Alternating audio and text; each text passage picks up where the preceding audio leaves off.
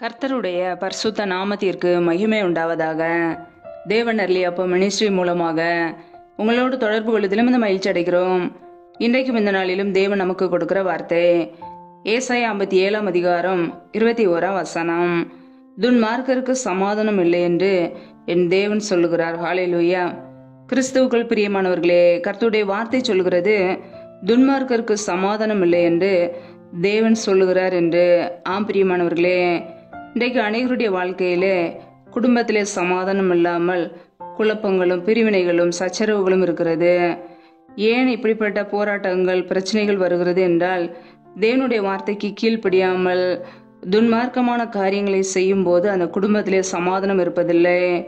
நம்முடைய வாழ்க்கையிலே தேவனுடைய வார்த்தைக்கு கீழ்ப்படிந்து வாழும்போது கர்த்தருடைய சமாதானம் தங்கி இருக்கும். கர்த்தர் அவருடைய ஜனங்களை ஆசீர்வதிக்கிறவர், அவருடைய பிள்ளைகளுக்கு சமாதானத்தை கொடுக்கிறவர்.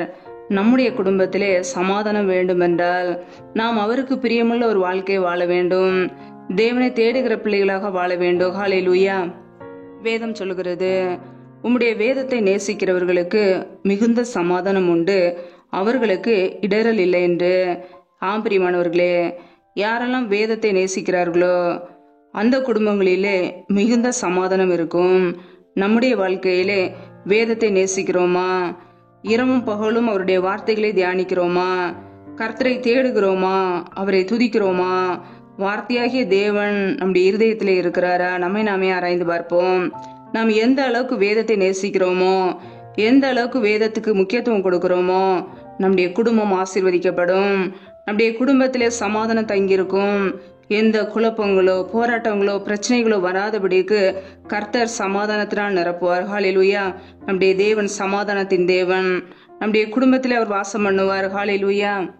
வேதம் சொல்கிறது, உமது வேதத்தை விட்டு விலகுற துன்மார்க்கர் என்று. பிரியமானவர்களே, வேதத்தை விட்டு விலகும் போது ஒரு மனிதன் துன்மார்க்கமான வாழ்க்கைக்குள்ளே போகிறான். கர்த்தருடைய வார்த்தையை விட்டு விலகி தேவையில்லாத காரியங்களிலே சிக்கிக்கொண்டு பாவத்திலே சிக்கிக்கொண்டு துன்மார்க்கமான காரியங்களை தொடர்ந்து செய்யும் போது, பாவத்திலே நிலைத்திருக்கும் போது அந்த குடும்பத்திலே சமாதானம் இருக்காது. இன்றைக்கு அனைவருடைய வாழ்க்கையிலே இயேசு கிறிஸ்துவை விட்டு விலகி அவருடைய வார்த்தைகளை விட்டு விலகி துன்மார்க்கமான காரியங்களை செய்வதினாலே பாவத்திலே நிலைத்திருப்பதினாலே குடும்பத்திலே சமாதானம் இல்லை. கர்த்தருடைய பிள்ளைகள் பாவத்தை அறிக்கை செய்து விட்டுவிட வேண்டும். தேவன் அவருடைய இரக்கங்களை கொடுப்பார். நீதிமானை நம்மை மாற்றுவார். நீதிமானுடைய கூடாரங்களே கர்த்தர் ஆசீர்வதிப்பார். ஹல்லேலூயா. கர்த்தருடைய சமாதானம் தங்கி இருக்கும். நம்முடைய குடும்பம் கர்த்தருக்கு பிரியமுள்ள ஒரு வாழ்க்கை வாழ்கிறதா? அவருடைய வேதத்தை நேசிக்கிறவர்களாக, கர்த்தருடைய வார்த்தைகளை நேசிக்கிற பிள்ளைகளாக நாம் இருக்கிறோமா? நம்மை நாமே ஆராய்ந்து பார்ப்போம். வேதத்தை நேசிக்கிறவர்களுக்கோ மிகுந்த சமாதானம். பிரியமானவர்களே, கர்த்தருடைய வார்த்தைகளை நேசிப்போம். அந்த வார்த்தைகளை இரவும் பகலும் தியானிப்போம். வார்த்தையின்படி வாழ்வோம். கர்த்தர் நமக்கு மிகுந்த சமாதானத்தை கொடுப்பார். ஹல்லேலூயா. ஒவ்வொரு குடும்பங்களிலும் தேவ சமாதானம் நிரம்பி இருக்கும். சிலுவையில் சிந்திய இரத்தத்தினாலே நமக்கு சமாதானத்தை உண்டாக்கியவர். நாம் அவரை நேசிக்கும் பொழுது, அவரை தேடும் பொழுது, துன்மார்க்கமான காரியங்களை வெறுத்து அவருக்கு பிரியமுள்ள ஜனங்களாய் வாழும் போது நம்முடைய குடும்பத்தை அவர் ஆசீர்வதிப்பார். தேவ சமாதானத்தினால் நிரப்புவார். ஹல்லேலூயா. கர்த்தர் தாமே இந்த வார்த்தையின்படி உங்களை ஆசீர்வதிப்பாராக. ஆமென். நம்மை நாமே அவருடைய சமூகத்திலே தாழ்த்தி அர்ப்பணித்து ஜெபிப்போம். ஜெபம். எங்களை அதிகமாய் நேசிக்கிற எங்கள் அன்பின் பரலோக பிதாவே, மெய் துதிக்கிறோம், ஸ்தோத்தரிக்கிறோம் அப்பா. இந்த நாளில் கூட உடைய வார்த்தைகளோடு எங்களோடு பேசினீரே, அதற்காக ஸ்தோத்திரம். நல்லவரே மெய் துதிக்கிறோம், வல்லவரே மெய் துதிக்கிறோம், பரிசுத்தமுள்ளவரே மெய் துதிக்கிறோம். நேற்றும் இன்றும் என்று மாறாத எங்கள் அன்பு நேசரே மெய் துதிக்கிறோம். ஒவ்வொரு நாளும் எங்களை கணின்மணி போல பாதுகாத்து கிருபையோடு ஜீவனோடு வைத்திருக்கிறே நன்றி அப்பா. ஒவ்வொரு நாளும் எங்களுடைய தேவைகளை சந்திக்கிறீரே நன்றி.